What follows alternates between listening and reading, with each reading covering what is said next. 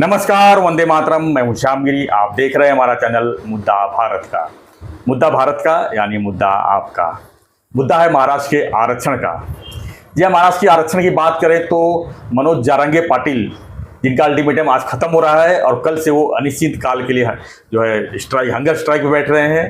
उन्होंने चेतावनी दी है कि हंगर स्ट्राइक के दौरान जो है न कोई मेडिसिन लेंगे और न किसी से मिलेंगे, चाहे वो राजनेता हो चाहे कोई अधिकारी हो। तो क्या है इसके पीछे की रणनीति और क्या है सरकार की रणनीति, इसी पर हम चर्चा करेंगे। हमारे साथ में हमारे सहयोगी सुभाष काले जी, जो राजनीतिक विशेषज्ञ भी हैं और वरिष्ठ एडवोकेट भी हैं। हम उनसे जानेंगे कि राजनीति के अंदर जो है ये आरक्षण क्या है, क्या मायने रखता है। सर, दो बातें हैं। आपका स्वागत है। एक तो दो बातें हैं सर कि जो आरक्षण का मुद्दा चल रहा है ये कितना क्रिटिकल मुद्दा बना हुआ है ये, और सरकार के लिए कितना भारी पड़ सकता है ये। दूसरा कि मनोज जारंगे जो है कल से अनिश्चित काल के लिए जो आंदोलन पे लोगों को भी बैठा रहे हैं और खुद भी बैठ रहे हैं, इसमें सरकार क्या कदम उठा सकती है सर?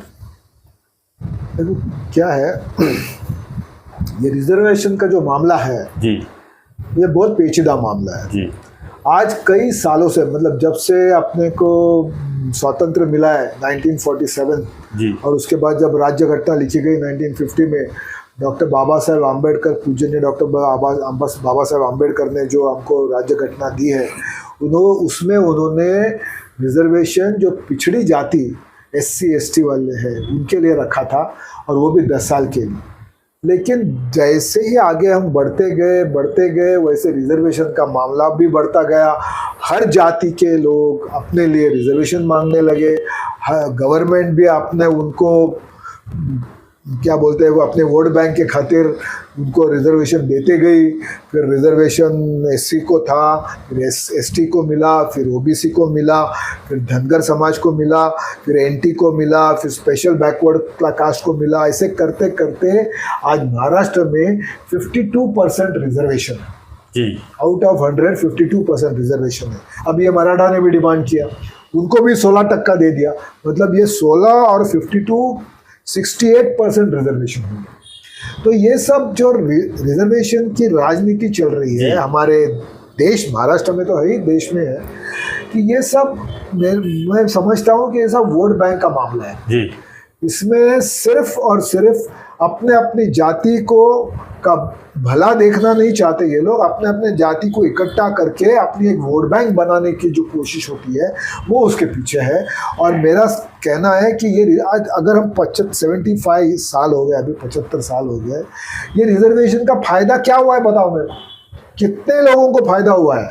अभी SC रिजर्वेशन है, ST रिजर्वेशन है। वो ST वाला जो बेचारा आदिवासी गढ़चिलौरी या जवार या मोखाड़ा वहाँ पे बेचारा रहता है, उसके बच्चे को तो एजुकेशन भी नहीं मिलता, उसको स्कूल भी देखने को नसीब नहीं होता। वो उसको क्या फ़ायदा है रिजर्वेशन का? ये अगर रिजर्वेशन का फ़ायदा जो कोई उठा रहा है तो ये उस जाति के ऑलरेडी पढ़े लिखे लोग हैं जो इसका फ़ायदा उठा रहे हैं, उनके बच्चे फ़ायदा उठा रहे हैं जी। और जिसको एक्चुअली फ़ायदा मिलना, बाबा साहब आम्बेडकर जी ने जो कहा था कि जिनको फ़ायदा मिलना चाहिए उन तक ये फ़ायदा जा ही नहीं रहा है। तो मेरा कहना है कि गवर्नमेंट को अपनी पॉलिसी बदलनी पड़ेगी। ये रिजर्वेशन से कोई फ़ायदा नहीं हो रहा है समाज का, न किसी जाति का। तो इसीलिए ये पॉलिसी रद्द करके अच्छी कोई नेक पॉलिसी, जहाँ जिस पॉलिसी से ये नीचे डाउन ट्रोडन लोग हैं उनका स्तर बढ़ेगा, उनको शिक्षा मिलेगी, उनको 2 वक्त की अच्छी रोटी मिलेगी, उनके हाथों को रोज़गार मिलेगा। इस तरह की पॉलिसी अगर हम लाते हैं तो ही ठीक रहेगा। ये रिजर्वेशन ये अल्टीमेट सॉल्यूशन नहीं है। रही बात ये मराठा रिजर्वेशन की, ये आज की मांग तो है नहीं जी। 1981 से ये मांग हो रही है। मराठा 33 to 35% है महाराष्ट्र जी। अभी तक महाराष्ट्र में 20 चीफ मिनिस्टर हुए जी, उसमें से 12 चीफ मिनिस्टर मराठा है। 12 मतलब मोर देन 50%। यस, मिनिस्टर्स जितने हुए हैं उसमें से 40% मिनिस्टर मराठा समाज के।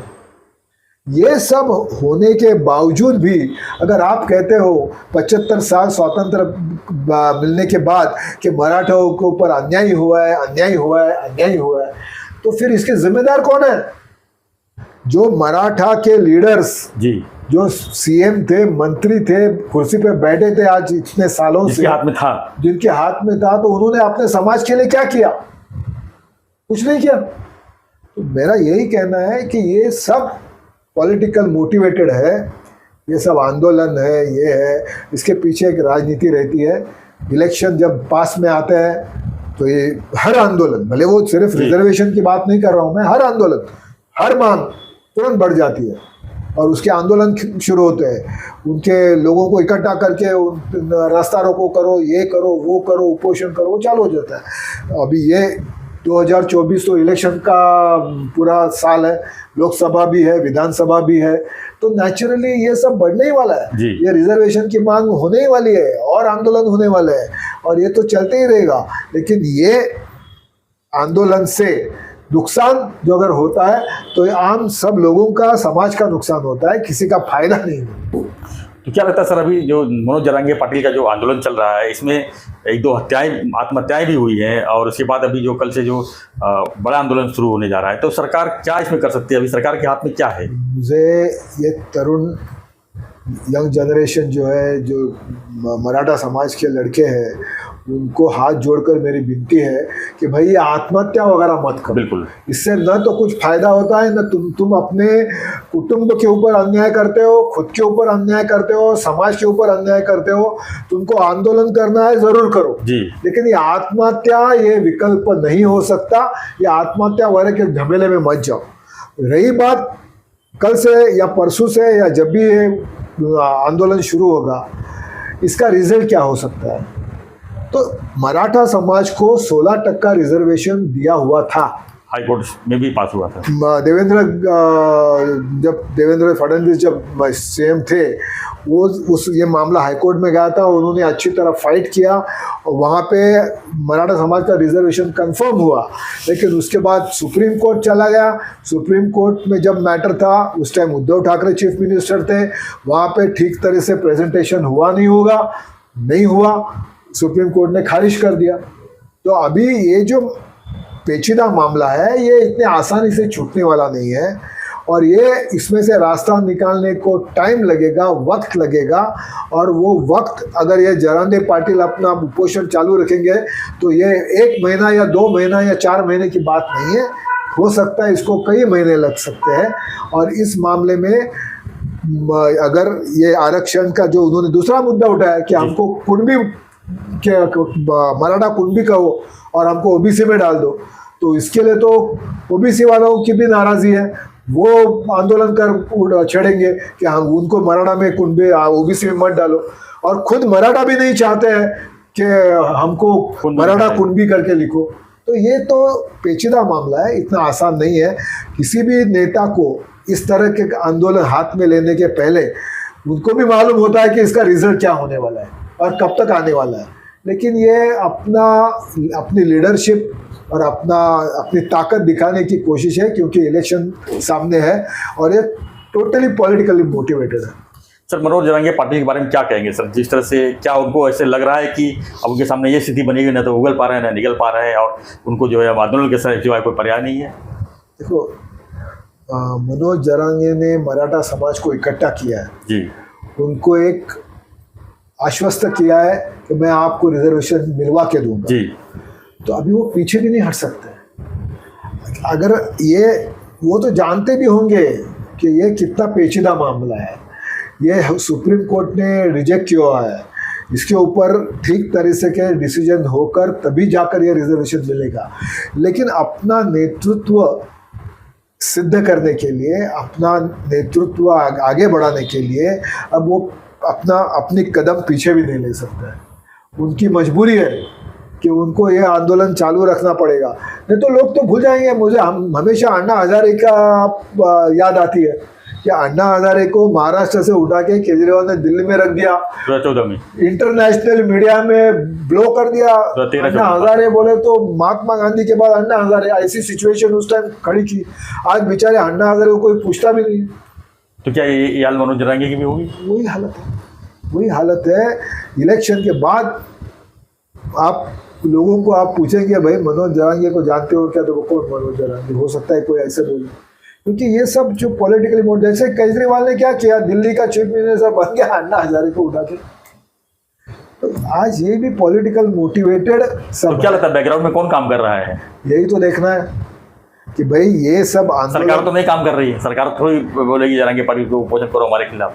तो बैकग्राउंड में कौन है इसमें? विपक्ष की तरफ से कोई होगा? क्या है विपक्ष, कल समझो आज उद्धव ठाकरे और शरद पवार जी है, कल उद्धव ठाकरे चीफ मिनिस्टर तो बीजेपी विपक्ष था।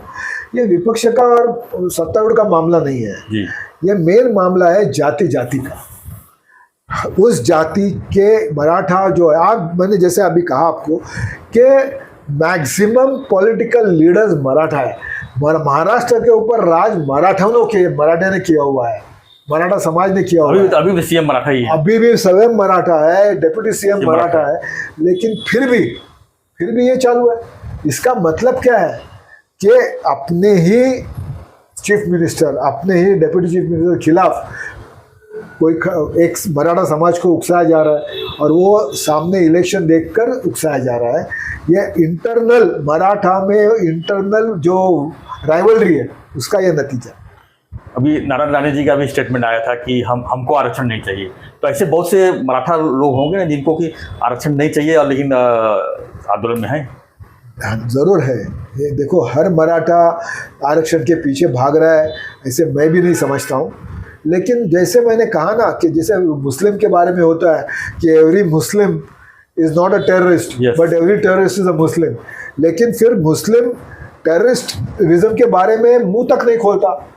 आज हमास के अगेंस्ट कोई बोल रहा है क्या? नहीं बोल रहा है। वैसे ही है, अगर वो तुमको कोई मराठा लीडरशिप को या मराठा को वो अगर मंजूर नहीं है ये आरक्षण का, लेकिन वो अपना मुंह नहीं खोलेगा, वो चुप बैठेगा, वो चुपचाप बैठेगा। एक विलासराव देशमुख थे जिन्होंने अपने जाहिर भाषण में कहा था, मैंने उनकी क्लिप देखी है कि ये आरक्षण विरक्षण बंद करो।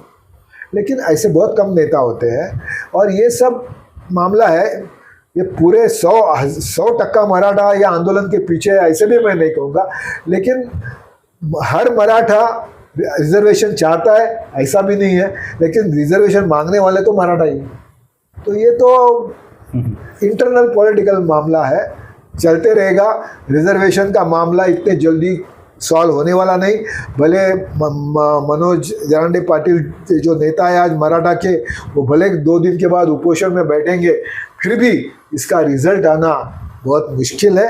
मेरे हिसाब से उनको थोड़ा सब्र करना चाहिए।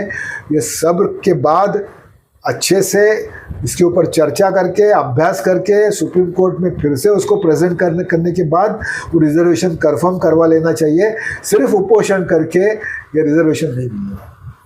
धन्यवाद सर। तो हमारी चर्चा यही थी, मनोज जरांगे की अनिश्चितकाल के लिए जो हड़ताल है, हंगर स्ट्राइक होने जा रही है, इसके ऊपर और मराठा आरक्षण को लेकर क्या हो सकता है, सरकार के आगे क्या स्थिति है, इसी पर हम चर्चा कर रहे थे। आपको हमारा चर्चा कैसा लगा हमें जरूर कमेंट बॉक्स में लिखिए। आपको क्या लगता है कि मराठा आरक्षण किस तरह होना चाहिए ये भी लिखिए और बने रहिए हमारे साथ, देखते रहिए हमारा चैनल मुद्दा भारत। धन्यवाद सर, जय हिंद।